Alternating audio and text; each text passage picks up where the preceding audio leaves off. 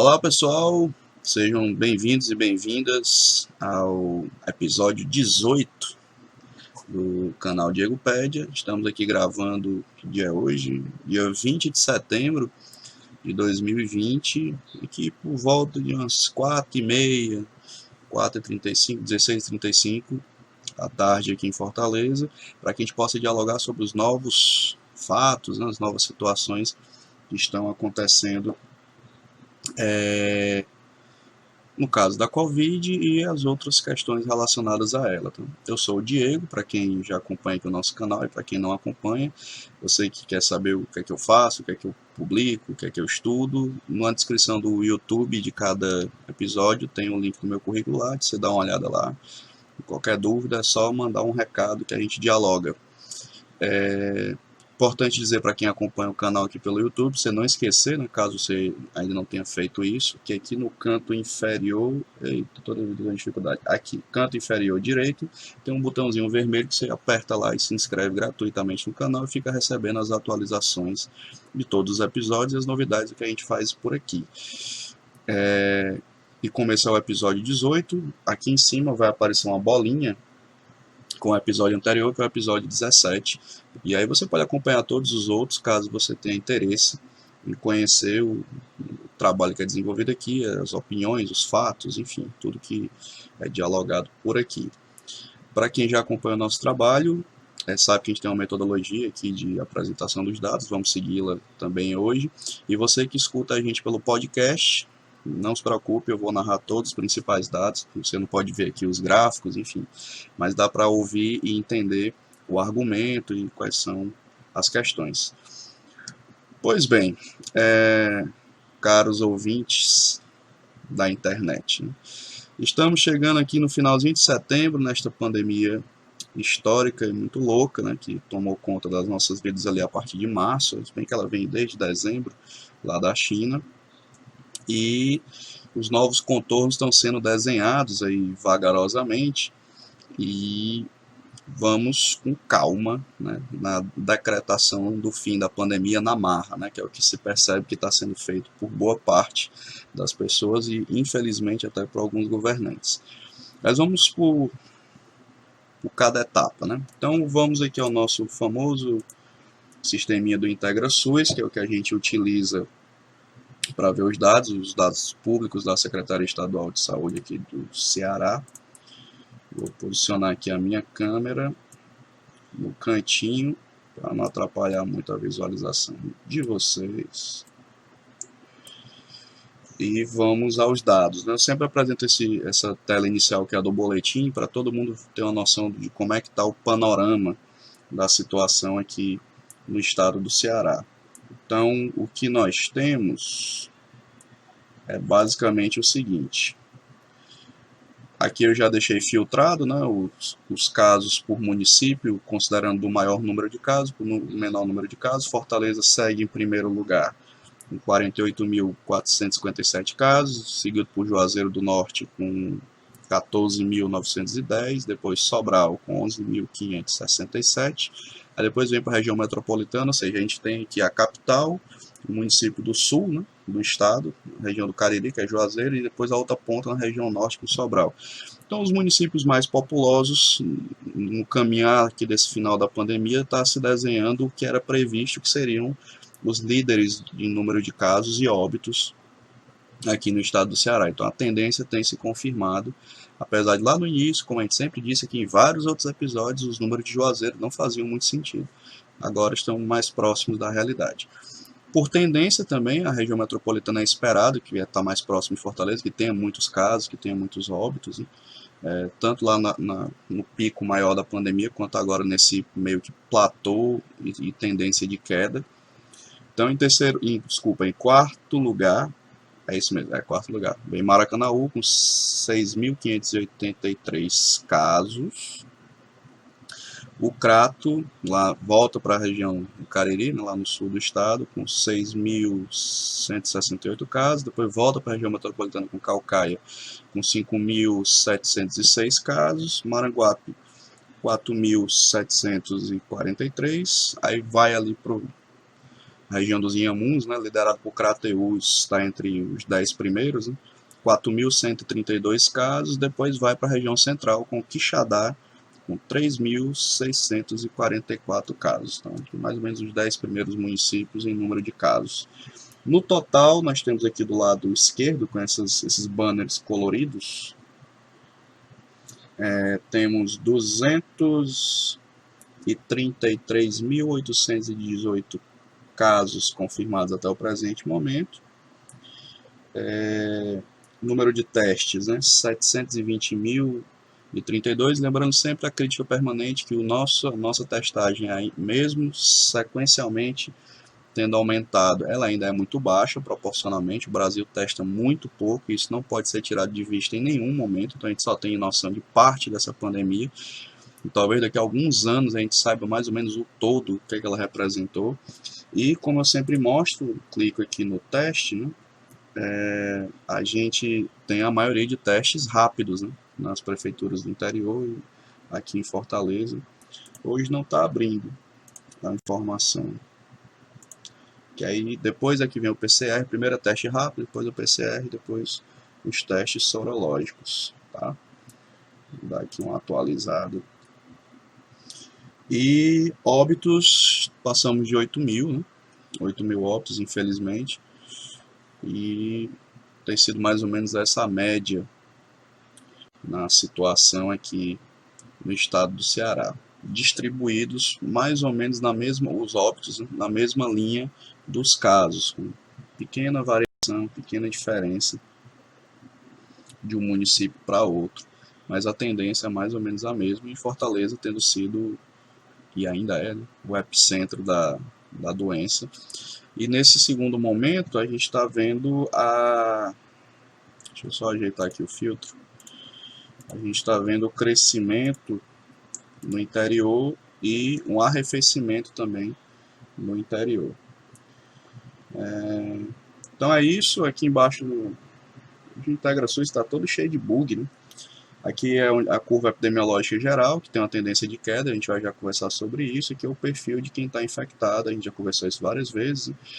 O vírus não é democrático porque o adoecer não é democrático neste país, né? Então, começou com as classes mais altas, principalmente a população branca, depois desceu para a periferia, onde as populações têm menos chance de se proteger ou menos infraestrutura para fazer isso, e hoje afeta bem mais a população parda e preta do estado do Ceará, e essa é a tendência no Brasil também, né? E também afetou muitos jovens, aquele papo inicial lá de março, né, que os jovens não seriam tão afetados, seria uma forma leve, o que se provou na prática é que não. A massa de trabalhadores adultos jovens foi bastante contaminada e também com muitos óbitos.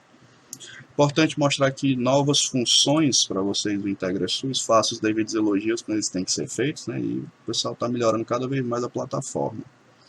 A gente tinha aqui o filtro de casos em profissionais de saúde, que a gente tem debatido sobre isso, né? Casos em estudantes, no episódio passado a gente mostrou isso, e agora tem casos em população privada de liberdade e população indígena, né? Então, você já pode fazer o filtro aqui pelo seu município e também por esse interesse temático, e é uma ferramenta bacana para a gente poder trabalhar. Então, vamos agora aos outros dados que costumeiramente a gente discute aqui em cada episódio, depois do boletim geral, né? Vamos ao histórico das internações, acho que é isso. Às vezes muda o nome aqui do negócio, para ver como é que está a disponibilidade de leitos, de UTI e leito de enfermaria. Tem tido uma queda interessante nos meses, né, que a gente tem acompanhado e dito isso aqui. Mas vamos ver aqui como é que está aqueles velocímetros, né, que tem a taxa de ocupação. Bom, enfermaria segue caindo substancialmente a taxa de ocupação por Covid, hoje que está 32,32%, baixíssima. Agora a UTI baixou muito, mas não baixou tanto quanto a gente defende aqui, né, que é ficar menos de 50% para ter uma margem de segurança. Hoje aqui está marcando 61,64%, está sempre num certo limite que exige um certo cuidado na leitura desse dado sobre a redução do acompanhamento hospitalar. Aí aqui você pode filtrar pelo seu município, fica à vontade, né? Vou dar uma olhada o que tem em todos os leitos Covid públicos e privados do estado do Ceará. Seguindo para frente, outro dado que a gente acompanha com um certo olhar específico, né, é o Covid em profissionais de saúde. Para vocês terem noção de como é que é o impacto, né, que os profissionais de saúde na linha de frente ou na linha de retaguarda ao longo do tempo. Em vários episódios a gente tem apresentado esses dados e discutido criticamente sobre eles. Segue mais ou menos a linha dos casos gerais, né? Fortaleza com o maior número de casos, com 7.409 profissionais infectados, 13 óbitos. Depois vem Sobral, com 763 casos confirmados de profissionais e nenhum óbito. Caucaia com 681 casos confirmados, um óbito. Depois Juazeiro, 442 casos. Depois o Crato, 280. E Quixeramobim, com 280. Então, os hospitais regionais, mais ou menos, ajudam a entender que foram eles a linha de frente da maior parte da assistência à população, onde também tem os maiores núcleos de infecção de profissionais, nesses municípios polo. Total de casos confirmados em profissionais no estado, aqui do lado esquerdo, esse banner laranja, né? 16.852 e 28 óbitos entre os profissionais. Vamos ver aqui se mudou alguma coisa na média do que tinha antes dos episódios. Está mais ou menos a mesma coisa, né? Casos confirmados: primeira profissão, técnicos e auxiliares de enfermagem, depois enfermeiro, depois médico, depois agente comunitário de saúde, entre os 4, 5 primeiros. Os óbitos consolidou-se, né? Os profissionais médicos faleceram um pouco mais, depois técnicos e auxiliares de enfermagem, depois enfermeiro, depois condutor de ambulância. E aqui embaixo a gente tem o perfil majoritário de infecções em profissionais de sexo feminino, né? E os óbitos mais ou menos distribuídos entre os dois sexos. E aqui a curva epidemiológica do acúmulo de casos. Ok, aí vamos aqui agora, deixe-me ver. O outro dado que a gente costuma mostrar aqui, que é o famoso RT, né? Só preciso achar, cadê ele, que ele sumiu daqui.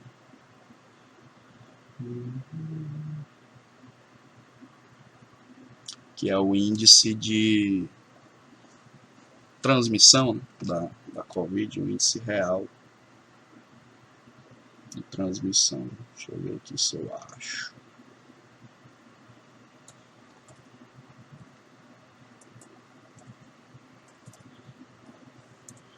Talvez tenha tirado daqui.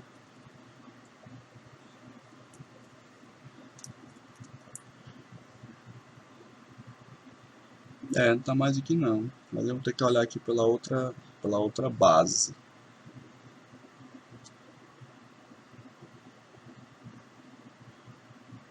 Porque muito provavelmente deve ter integrado isso com outra perspectiva, né?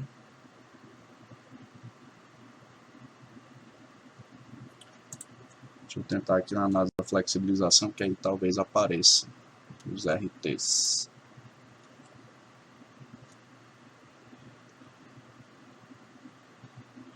Aí você pode filtrar pelo seu município, né? De acordo com o que você achar mais interessante em termos de análise. Está carregando aqui os dados.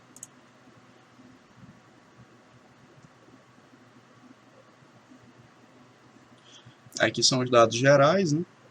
Como se pode ver, tem reduzido a taxa de transmissão geral no estado de casos, e os óbitos com um platô durante boa parte aqui de setembro, e agora está caindo, né, o registro de casos por óbito. A gente vai já conversar sobre isso, com aquela divergência dos dados com a Rede Globo, que gerou uma confusão aí nos últimos dias. Aqui é a incidência e os RTs, que mostram a tendência geral de que está caindo, né? Está caindo. Globalmente falando, isso é verdade. Pois bem, então, dito isto, vamos agora para um outro indicador importante, que não está aqui na plataforma do IntegraSUS, que é os dados de mobilidade do Google. Vamos lá, subir aqui esses dados, mostrar para vocês. Tirar aqui o IntegraSUS. Pronto. Esse relatório aqui, deixa eu subir aqui minha câmera que ela sumiu. Pronto. Esse relatório de mobilidade do Google aqui do estado do Ceará, do dia 11 de setembro, o último disponibilizado é esse. E o que a gente tem mostrado desde o episódio passado, que é o que se percebe na prática, praticamente está residual o isolamento social. Aumento aqui de 13%, a gente só registrava quedas, né? Quedas, agora tem aumento de mobilidade, vocês podem ver aqui no gráfico, para atividade de lazer teve um aumento de 13% da circulação das pessoas, para ir a mercados e farmácia aumentou 40%, a gente só não está indo muito a parques, porque não é muita vibe aqui do pessoal do Ceará fazer isso. Aí tem redução dos outros índices, mas em geral, basicamente, população residual que está fazendo isolamento mais hard, né? Então todo mundo está saindo por alguma razão, seja porque necessita, ou seja porque não necessita, e isso vai ter rebote, a gente sabe disso, no aumento de casos, e talvez não seja tão grande, mas vai ter, né? Até a gente ter vacina, essas oscilações vão acontecer como estão acontecendo na Europa e nos Estados Unidos. Todo mundo sair ao mesmo tempo tem consequência, né? As pessoas muitas vezes não pensam sobre isso e vão, por várias razões que estamos aqui amadurecendo, fazer um episódio só sobre comportamento social, para explicar esse histórico, inclusive, do comportamento da população ao longo da pandemia. E neste momento histórico, o que nós estamos vendo é que boa parte das pessoas decretou o fim da pandemia por vontade própria, né? Isso é um fenômeno esperado, mas não resolve nada, né? Então esse é o recado que a gente tem dito aqui há vários episódios, e nós vamos demonstrar isso aqui com números. Daqui a 1 ou 2 episódios estou aqui estruturando esses dados para apresentar. Pois bem, então como se vê aqui, basicamente, do ponto de vista geral, quase não tem isolamento social no estado do Ceará e principalmente em Fortaleza. Certo? Então, dito isso, vamos à confusão da semana passada, que foi os dados do G1. O G1 apresentou vários dias mesmo, o estado do Ceará com aquela mapinha vermelha, aumento do número de óbitos e casos, né?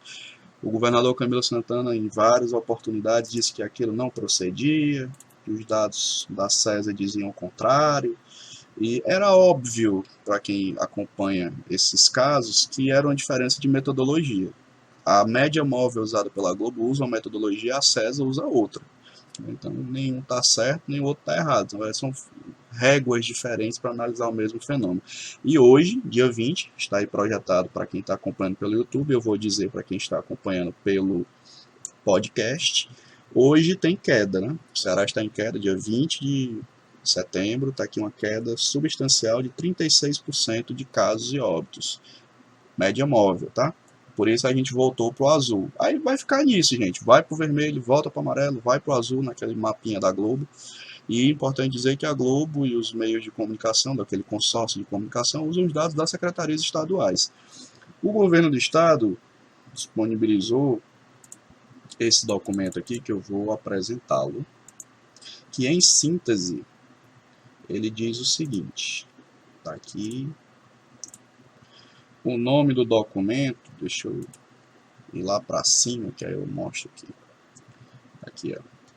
Do Governo do Estado do Ceará, da CESA, Secretaria Estadual da Saúde, a Secretaria Executiva de Vigilância e Regulação e a Coordenadoria de Vigilância Epidemiológica. Documento daqui datado do dia 10 de setembro de 2020, uma apresentação geral para a sociedade e para a imprensa. Aí ele explica o que é a média móvel, o que é a variação, o que é a tendência, o que é a estabilidade. Então vai conversar sobre isso aqui, porque senão o episódio fica enorme.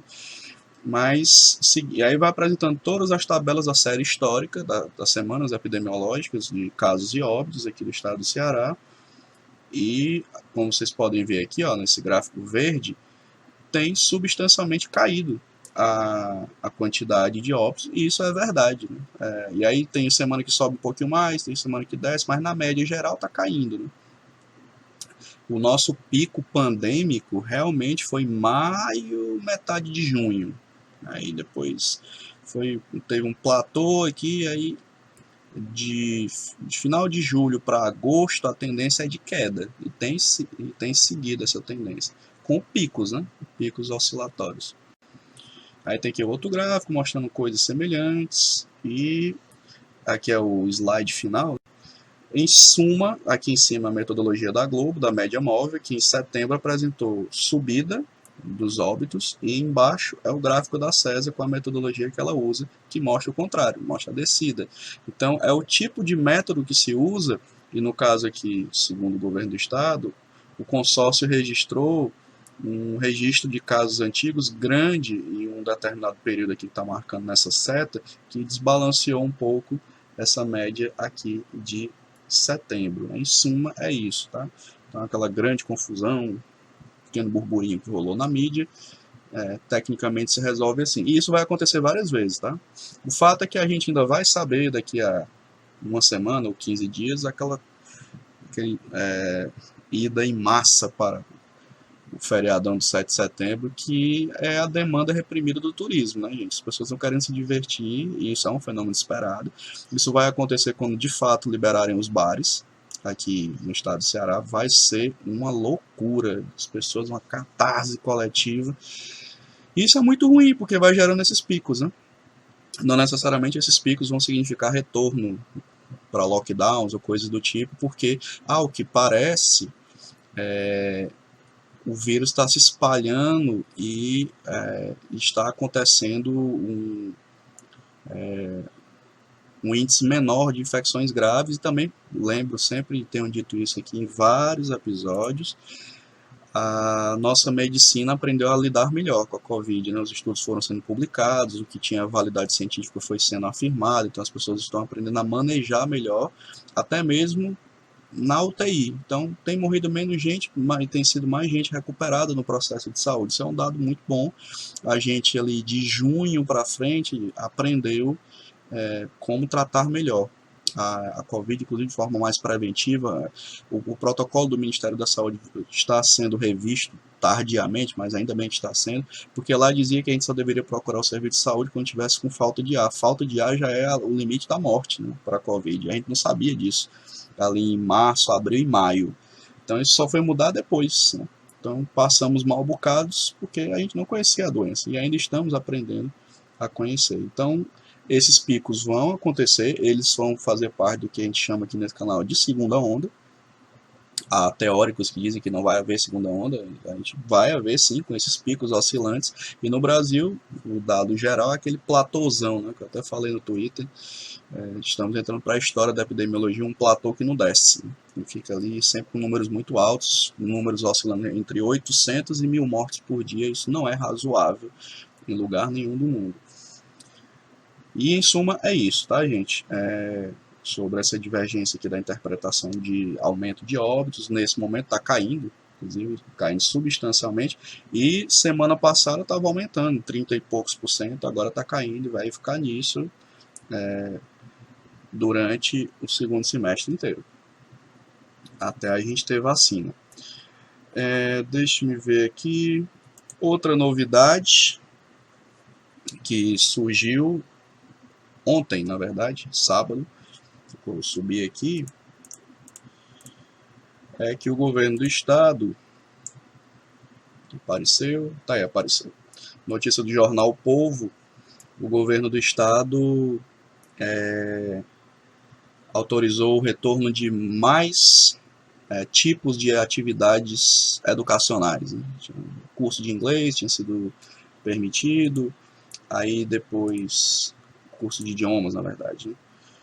Depois foi permitido o ensino da rede privada, mas ao mesmo tempo permitindo que esse ensino presencial seja uma coisa opcional, que tem que manter o ensino remoto, né, pela internet. E aí gera uma confusão do tamanho do mundo. Na prática, o que eu estou percebendo que o governo está deixando abrir, né, também por razões políticas, é permitir que os estabelecimentos tentem voltar, mas aí tem que manter o virtual. Os estabelecimentos privados, eu acho que vão voltar num caráter meio desesperador para tentar garantir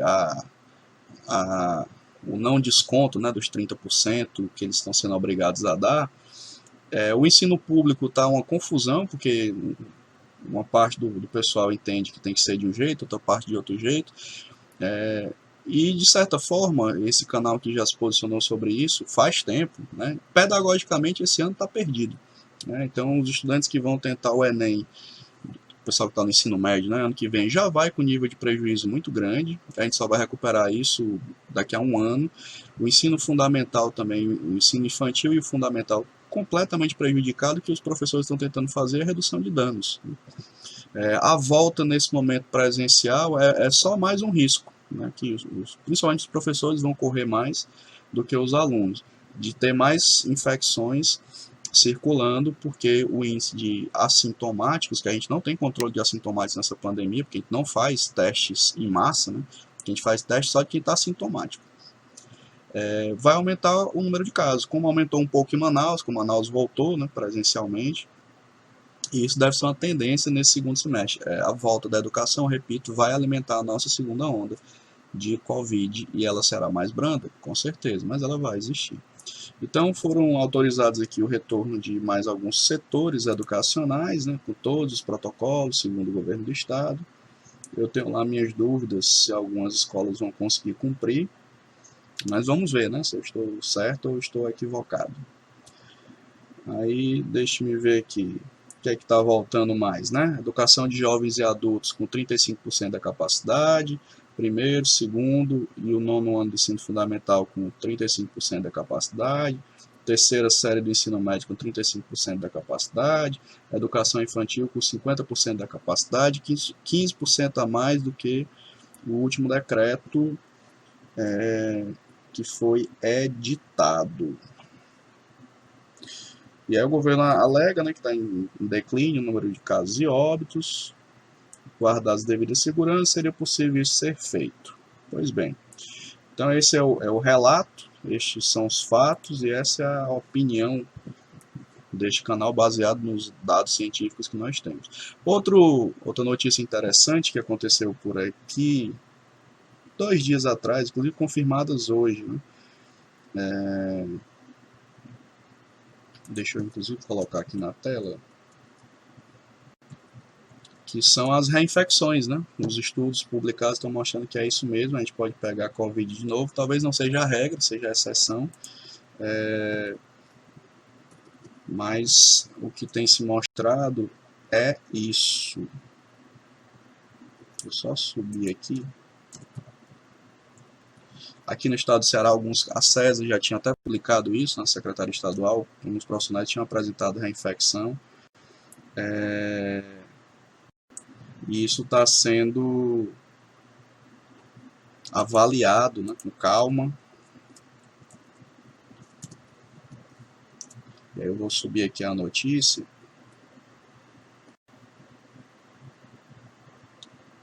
Para a gente poder mostrar isso. No caso, a USP, né, ela fez hoje essa confirmação e saiu na CNN. A notícia não está disponível aqui, porque provavelmente deve ser só para assinante. Mas é isso, né? Então, tanto lá em Hong Kong, com aqueles pacientes descobriram que era possível a reinfecção, aqui no Brasil também já há casos relatados, só que ninguém tem certeza de como é que ocorre essa reinfecção, em que grau se ela é mais branda, se ela é um pouco mais leve, se isso mais severa, se isso depende de cada pessoa. São incertezas que ainda pairam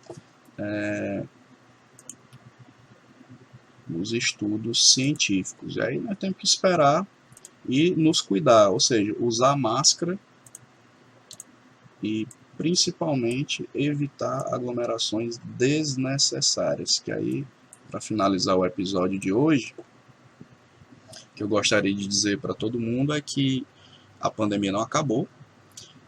Alguns fenômenos esperados ainda vão acontecer. tanto pela volta do sistema educacional gradualmente, né, e com todas as suas dificuldades, quanto pela volta de outros setores que o governo está aí dando até uma segurada, como a dos bares, né?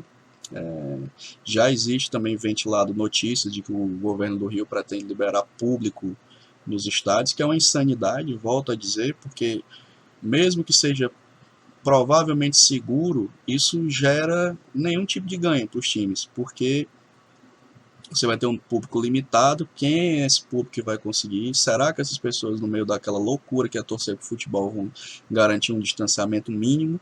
E foi exatamente os estádios que começaram a proliferação de Covid na Europa e em vários outros lugares. Então, simbolicamente, isso é muito ruim para a população.